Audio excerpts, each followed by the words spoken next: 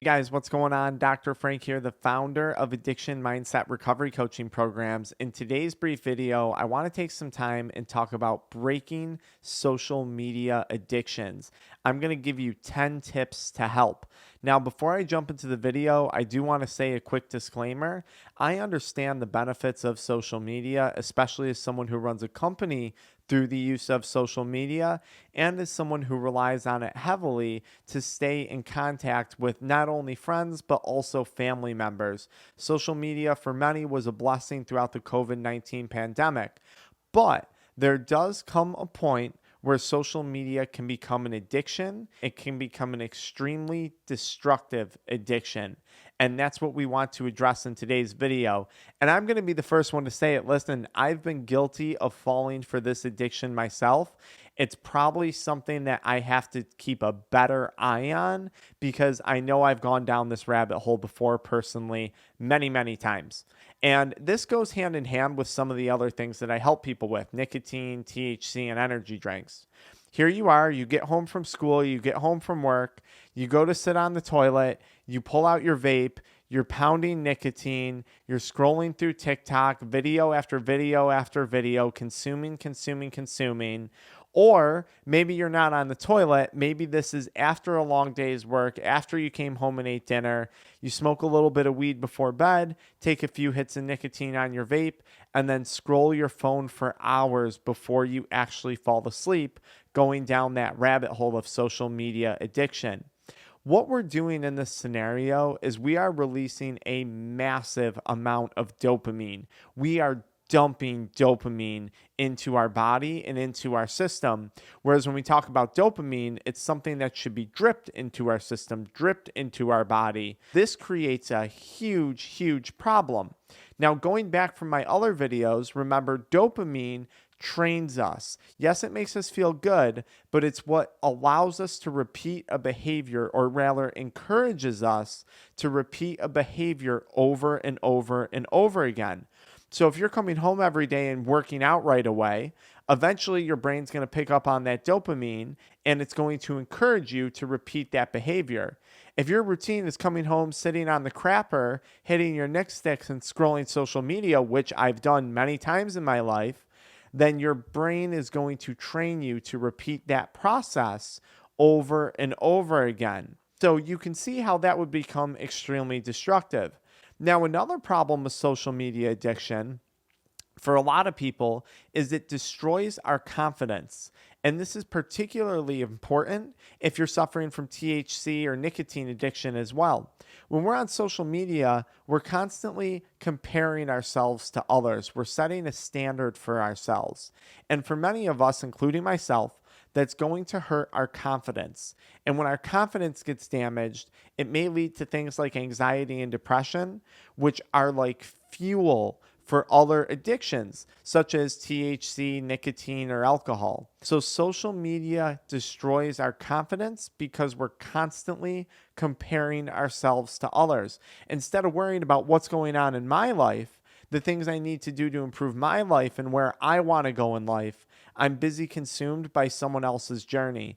And I'll tell you, this was particularly damaging when I was struggling with active addiction, watching all my peers, all my friends, other people create careers for themselves, family for themselves. And here I was stuck on the crapper, getting lost down the rabbit hole of social media. The other main concern that we have with social media addiction is the waste of time. If you're seeing yourself spending hours a day and you find yourself saying, oh, I don't have time to work out. Oh, I don't have time to meal prep. Oh, I don't have time to whatever, pursue that job, pursue that career, pursue that new relationship, to clean my room, to clean my car. But you look at your phone and you have 3, 4, 5, 6, 7 hours of screen time every day, which I've been there before. You really need to look at how you're spending your time. And remember, if you don't value your time, time will never value you. And I don't think there's anything quite like social media that devalues our time. Lastly, you're training yourself to be a consumer. Social media, the algorithms pick up on what you like, what your interests are, and then it force feeds you products or items or things to consume based on what it's learned about you. You're being trained to consume. Instead of getting out there and influencing, instead of getting out there and creating your own thing, you're being trained into a consumer mindset. And nothing trains us more for this mindset than social media. What about the 10 things you can do to start to break this addiction? Tip number 1 that I have would be turning off your notifications on your phone. Every time you get a notification, this is like a shortcut to that social media app to try and suck you in. So I don't have any YouTube or TikTok or email. All of those notifications are turned on silent. They're turned off. I can't see them. Tip number 2, put all of your apps in a folder that's not on your home screen. So what we're trying to do by turning off your notifications and putting all your social media apps in a folder is creating more distance between you picking up your phone and winding up logging onto an app. Tip number 3, stop checking your phone in the morning. You guys see it on almost every YouTube inspirational video, motivation talk out there, but it's so true. You wake up, you check your phone, you get the hit of dopamine, and now all day long, your brain is going to be saying, hey, when are you going to hit that phone again? Hey, when are you going to hit that DM again? Hey, when are you going to hit that notification again? Just like waking up and taking that first morning cigarette or that first hit of your vape, it's a very, very dangerous thing because it sets the tone for the rest of your day. Please, I beg you, if you want to break your social media addiction, you have to stop checking your phone first thing in the morning. My routine, alarm clock goes off, not phone clock, up on an elliptical, get to exercising. And I do watch YouTube videos when I'm on the elliptical, but again, I'm not waking up and going through emails, DMs, checking notifications, and flooding myself with dopamine. Tip number 4, which brings me right into it, get an alarm clock. Don't rely on your phone. I would recommend setting your phone on a dresser that's far away from your bed. Use an alarm clock. Don't use your phone. Tip number 5, don't use your phone before bed binging, because this is going to set you up with that massive release of dopamine right before bed. And then, believe it or not, when you wake up in the morning, if you go a long period of time without checking your phone, you might actually start to experience withdrawal symptoms. Very similarly, how people experience withdrawal symptoms from viewing adult media content, you can actually go through a state of withdrawal from social media. Tip number 6, turn your phone background to a black and white. What do I mean by that? When you're scrolling Instagram or TikTok, you can change the settings in your phone to be black and white. You can take the color out of things, and suddenly social media becomes significantly less interesting. Tip number 7, limit the apps to the apps that you need versus the apps that you want. I need to have my YouTube app in order to put out videos. Do I need to have a Twitter? Do I need to have a Facebook? I got rid of Twitter, Facebook, and Snapchat, especially Snapchat. Constantly getting updates about my friend doing something during the day was extremely distracting. Hearing a tweet about politics or whatever's going on in the news was extremely distracting. Only follow people who follow you. Only follow people whose life you have an immediate interest in. I hate to tell you, but most celebrities, most people, they don't have your best interest in mind. They're trying to promote themselves. They're trying to sell the latest product. And that's a career. That's awesome. That's a form of entertainment. I'm not bashing that.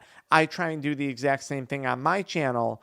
But I think it would help if you only follow people and things and accounts that's going to give you some type of knowledge or some type of value in your life. Of course, I follow certain accounts for entertainment purposes. Like I watch boating videos, I watch, shooting videos, I watch, just kind of mindless stuff. Some comedy videos, some comedians, things that I find joy in. But just limit that. I don't need to see the TikTok clip of a kid who farts in class.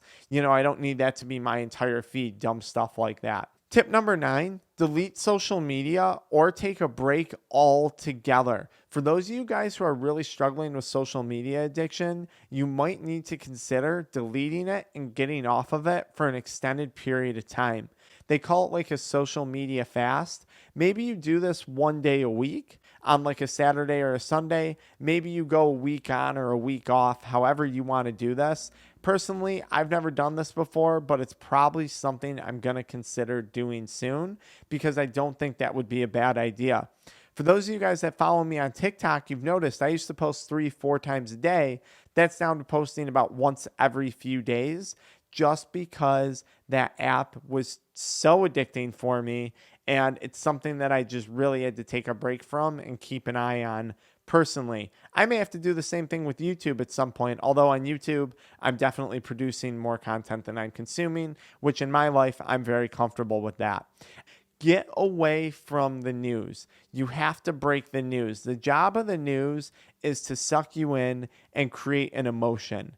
You're then going to react to that emotion. If your emotion is anxiety and your brain is trained to release dopamine every time you're on social media, and that creates a calming feeling, the news might be a direct channel into some of these other social media apps that you're spending a lot of time and wasting it on. Most of the news is just designed to create emotions, to get you upset, to get you angered, and to get you engaged. Chances are it's not actually doing much for your life at this very moment. I hope those things help you guys out. Let me know in the comments if you want me to do more videos on social media addiction. And let me know if you want me to go on a social media fast and tell you guys about my experience.